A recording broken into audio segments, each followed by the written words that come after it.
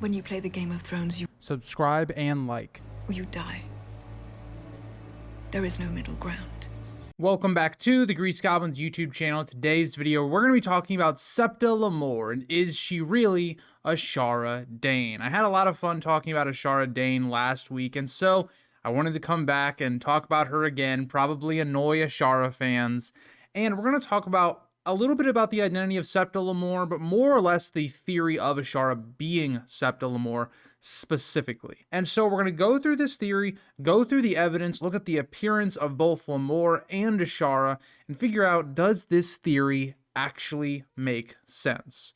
So let's start with a description of Septa Lemore. What is she described as looking like? What is her age? And what is significant about this character? This comes from the Wiki of Ice and Fire. Lemore is described as a handsome woman who is over 40 years old. She has brown hair and stretch marks on her belly from bearing a child. She has an outgoing, friendly personality, and she is pleasant company, though she scolds those who blaspheme the gods. She usually wears Septa's robes, and she's somebody that is very much of the faith. So what does this mean in terms of the Ashara theory? So why this has sparked so much debate about the character of Lemore is, well, she seems to be attractive. Ashara was always described as being attractive. She is somebody that has stretch marks that could indicate having a child. It was said that Ashara lost her child and then she may have killed herself. Either way you want to look at that, it could fit with the idea. The age is roughly around the same. Now, we're going to talk about that a lot more in depth when we switch over to Ashara and look at her as a character. I will point out their ages are somewhat close, but they're not exact. And this really hinges on, is Tyrion right about her age? Like, is he right about all the speculation that he's doing on to Lemore? We just don't know. And Lemore is one of the interesting characters because of all these other characters, Tyrion is able to find out their identities, but Septa Lemore eludes him. Unless Septa Lemore is just straight up, that's who she actually is. It's not a cover, it's not a secret identity, but based off of the Young Griff camp and so many secret identities, everything going on there, there's a lot of speculation on Septa Lemore being more than what she truly is. Because if you are Illyrio, if you're Varys, you're trying to get somebody close to Young Griff, all these people need to be important. Septa Lemore is teaching a lot of things to Young Griff, and so you think that she has to have some more relevance than just being a Septa. And also, why would this Septa go with Young Griff? She would have to be trusted to some degree to know his parentage. So who is she? Some people then have pointed to Ashara Dayne. Ashara Dayne was one of the closest companions to Elia, who would be the mother of Aegon if he is, well, a Targaryen and all that. And also Ashara was just a kind of Targaryen loyalist, you would believe, based on being at court, who she surrounded herself with, her brother Arthur Dayne. It makes a lot of sense for Ashara to be somebody that you could trust with these secrets. It also makes sense then for her to go basically serve really probably her best friend's son. So that all seems to add up. The motivation adds up if it's Ashara. But let's go to Ashara, let's look at her appearance and see if we can find some similarities or anything that would link the two. Ashara was a young, beautiful, tall, and fair maiden with haunting violet eyes, and her long, dark hair tumbled around her shoulders. According to Sir Barristan Selmy, Daenerys Targaryen's eyes resemble Ashara Dayne's. So this is the problem right away you have with this theory. Lemore does not have the eyes that Ashara does. Lemore's hair is also extremely different. Ashara has black, dark hair, whereas somebody like, well, Lemore has brown hair. It's not described anything like Lemore. Now, Lemore also is not really described as being very tall, for instance. But either way, there's no real physical similarities between Ashara and Lemore. So let's dive a little bit further. How old would Ashara be if she is still alive? Does the age add up? So Tyrion believes Lemore to be over 40 years old. That's key here, because even Ashara, at her oldest, we have a range of dates on the Wiki of Ice and Fire that say either 260 to 269 AC. If we work off of the earliest date of birth being 260, she possibly would have just then turned 40 by the time Tyrion would have met her. So age-wise, she meets the criteria of being 40, albeit Tyrion believes that she is older than 40. So there's a lot here that, in my opinion, doesn't really add up, because you have to go to extremes. Ashara also could have been born in any of the years between 260 and 269 AC, and we're taking the oldest year that we have.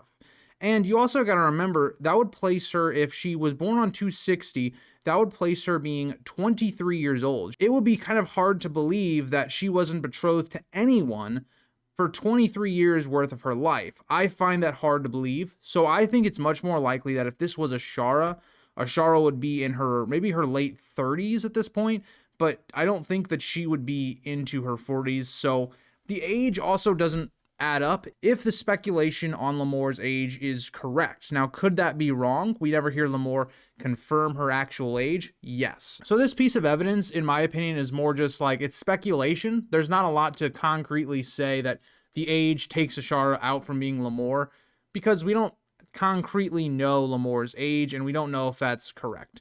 So I did want to point that out there, because that doesn't necessarily add up with the age, but it's a whole different topic. So then moving into the next part of it. So Ashara Dayne, could she have gotten with this Lemore party with Young Griff? Yes, there's definitely a possibility. So if we work off of the idea that Ned found the Tower of Joy through Varys when he got to King's Landing, because we're never told how Ned finds out about the Tower of Joy. We don't know if it's because Benjen maybe had been informed by Lyanna. Maybe Lyanna had sent him letters. Then Benjen tells Ned. Ned then goes to the Tower of Joy. I kind of subscribe to the idea that it was Varys that told him. And so Varys then maybe tells Ned about the Tower of Joy. If Varys already knew that information, he was already kind of in league with Ned to a degree. I could see an idea where Varys sees Ashara's situation. She's this completely broken down person because of everybody being lost. He reveals to her that Elya's son is still alive, and that she needs to go into exile to help raise him. I could see a situation in which that's the case. And it would also make sense as to why she would need to fake her death, because Ashara cannot continue being a character. She can't be spotted with this random kid in Essos. That's going to raise a lot of questions. The problem that raises from this theory is that even though the motivation makes sense, and I think the plausibility, could it have happened? Yeah. The problem comes from the physical descriptions don't match up. Even her personality doesn't seem to match up with Ashara's. Like, we're never told Ashara was super religious, and could Ashara, if she lived, maybe have found religion later on in her life? It's possible, but that doesn't seem to be the case. But in terms of answering the question of today's video, is Ashara Septa Lemore?